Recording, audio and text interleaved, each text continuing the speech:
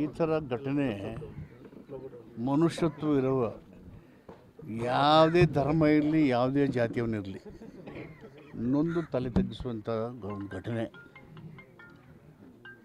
ಇಲ್ಲಿ ವಯಸ್ಸಿಗೆ ಬಂದಂಥ ಒಂದು ಹೆಣ್ಣು ಮತ್ತು ಗಂಡು ಅವರು ಅಡಲ್ಟ್ ಇದ್ದಾರೆ, ವಯಸ್ಸಿಗೆ ಬಂದಿದೆ. ಬಾಬಾ ಸಾಹೇಬ್ ಅಂಬೇಡ್ಕರ್ ಕಾನೂನು ತರ್ತಿದ್ದೇ ಮದುವೆ ಮಹಿಳೆಯ ಇಚ್ಛೆಗೆ ಅನುಗುಣವಾಗಿ ಬಲವಂತಕ್ಕಾಗಬಾರ್ದು ಅಂತ ಹೇಳಿದರು. ಒಂದು ಹೆಣ್ಣು ತನ್ನ ಸಂಗಾತಿಯನ್ನು ಆಯ್ಕೆ ಮಾಡಿಕೊಳ್ಳುವಾಗ ಅವಳ ವಿವೇಕ,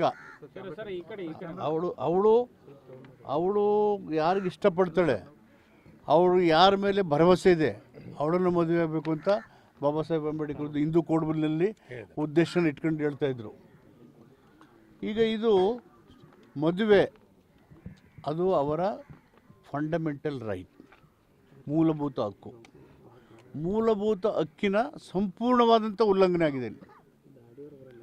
ಮೂಲಭೂತ ಹಕ್ಕಿನ ಯುವಕರ ಮದುವೆಯ ಸ್ವಇಚ್ಛೆಯ ಆಯ್ಕೆ ಮೂಲಭೂತ ಹಕ್ಕು, ಇದರ ಉಲ್ಲಂಘನೆ ಆಗಿದೆ, ದುರ್ಬಳಕೆ ಆಗಿದೆ. ಆ ಒಂದು ಮಹಿಳೆಯ ಕುಟುಂಬಸ್ಥರೇ 7 ತಿಂಗಳ ಹಸುಗೂಸು ಹೊಟ್ಟೆಲಿರೋದನ್ನು ಆ ಮಹಿಳೆಯನ್ನು ಕೊಂದಾಕಿರ್ತಕ್ಕಂಥದ್ದು ಅತ್ಯಂತ ಮೃಗೀಯ ಒಂದು ಕೊಲೆ. ಈ ಕೊಲೆಗೆ ತೀಕ್ಷ್ಣವಾಗಿ ಕ್ರಮ ತಗೋಬೇಕು ಅಂತ ಈಗಾಗಲೇ ಅಧಿಕಾರಿಗಳಿಗೆ ಸೂಚನೆ ಕೊಟ್ಟಿದ್ದೀವಿ. ಗೃಹ ಮಂತ್ರಿಗಳು ಕೊಟ್ಟಿದ್ದಾರೆ, ಚೀಫ್ ಮಿನಿಸ್ಟರ್ ಕೊಟ್ಟಿದ್ದಾರೆ, ಜಿಲ್ಲಾ ಉಸ್ತುವಾರಿ ಮಂತ್ರಿ ಕೊಟ್ಟಿದ್ದಾರೆ, MLAಗಳಿದ್ದಾರೆ, ನಾನು ಹೇಳ್ತಾ ಇದ್ದೇನೆ. ನಮ್ಮ ಸರ್ಕಾರ ಇದನ್ನೆಲ್ಲ ಸಹಿಸೋದಿಲ್ಲ ಮತ್ತು ಅವರು ತುಂಬ ನೊಂದ್ಕೊಂಡಿದ್ದಾರೆ. ಈ ಪ್ರಕರಣ ನಮ್ಮೂರಲ್ಲಿ ನೊಂದ್ಕೊಂಡಿದ್ದಾರೆ.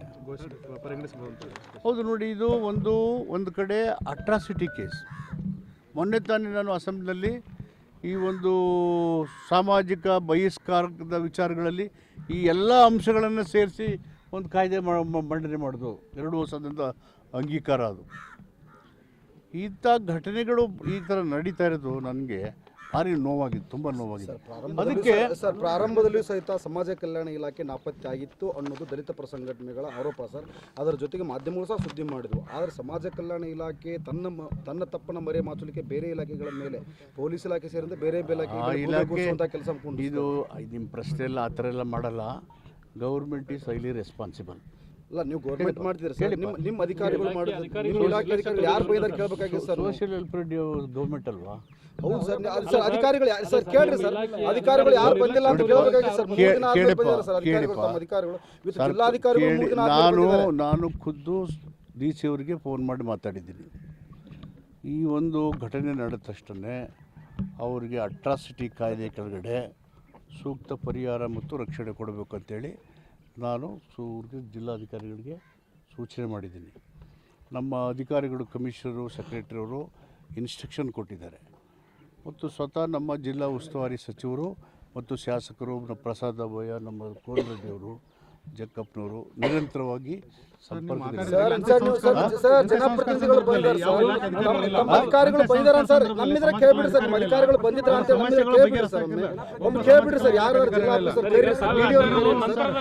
ವಿಡಿಯೋ ಕರೆದು ಕೇಳ್ಬಿಡ್ರಿ ಸರ್, ಎಷ್ಟು ದಿವಸ ಮೇಲೆ ಬಂದ್ರು ಅನ್ನೋದ್ರ ಬಗ್ಗೆ ಕೇಳ್ಬಿಡ್ರಿ ಸರ್. ಅವರು ಬರದೇ ನಿರ್ಲಕ್ಷ್ಯ ಮಾಡಿದ್ರೆ ಅವ್ರಿಗೆ ತನಿಖೆ ಮಾಡಿ ಸೂಕ್ತ ಕ್ರಮ ತಗೋತೀವಿ. ಅದಕ್ಕಿಂತ ಹೆಚ್ಚಾಗಿ ಘಟನೆ ಆಗಿದೆಯಲ್ಲ, ಹೀನಸ್ ಕ್ರೈಮ್, ಅದನ್ನು ನಾವು ಸೀರಿಯಸ್ ಆಗಿ ಹ್ಯಾಂಡಲ್ ಮಾಡಿ ಅವ್ರಿಗೆ ಶಿಕ್ಷೆ ಆಗಬೇಕು. ಅದು ಪ್ರೈಮರಿ ಕನ್ಸರ್ನ್.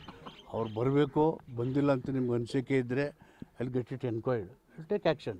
ಸರ್, ಈಗ ಮಾನ್ಯ ಹೆಸರಿನಲ್ಲೇ ಒಂದು ಮರ್ಯಾದೆ ಹತ್ಯೆ ಒಂದು ಮಸೂದೆ ತಿದ್ದುಪಡಿ ಮಾಡಬೇಕು ಅಂತ ನೋಡೋಣ. ನಾನು ಬರ್ತಾವೆ ಮುಖ್ಯಮಂತ್ರಿಗಳ ಜೊತೆ ಮಾತಾಡಿದೆ. ನಾನು ನಮ್ಮ ಸೆಕ್ರೆಟರಿ, ಕಮಿಷನರ್ ಎಲ್ಲ ಒಟ್ಟಿಗೆ ಬಂದ್ವಿ. ನಿನ್ನೆ ಕೂಡ ಚರ್ಚೆ ಮಾಡಿದ್ದೀವಿ. ಖಂಡಿತವಾಗಿ ಇಂಥ ಒಂದು ಹೀನಸ್ ಕ್ರೈಮ್, ಇದು violation of human rights. It's A clear cut murder. ಇದನ್ನು ಸಹಿಸ್ಕೊಳ್ಳೋಕ್ಕಾಗಲ್ಲ. ಪ್ರತ್ಯೇಕ ಮಸೂದೆ ತರ್ತಾರಂತ ಈಗ ಮಾನ್ಯ ಹೆಸರ ಮೇಲೆ ವಿಶೇಷ ಕಾಯ್ದೆ ತರಬೇಕು ಅಂತ. ಅದು ಒಂದು ಕಾಯ್ದೆ ತರಬೇಕು. ಯಾವಾಗ ತರಬೇಕು ಅಂತ ಪರಿಶೀಲನೆ ಮಾಡ್ತಾರೆ. Okay, thank you sir.